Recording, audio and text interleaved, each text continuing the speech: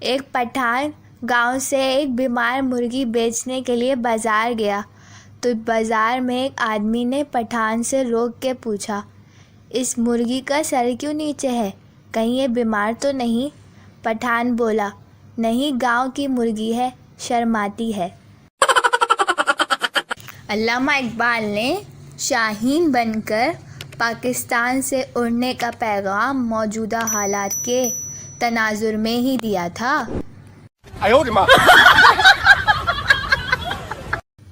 عورتیں نہ تو مرد کو غصے میں مار سکتی ہیں اور نہ ہی گھر سے نکال سکتی ہیں، اور پھر ان کے پاس بچتی ہی یہ گھسبڑ کی زبان ہے، وہ بھی معاشرے کو قبول نہیں۔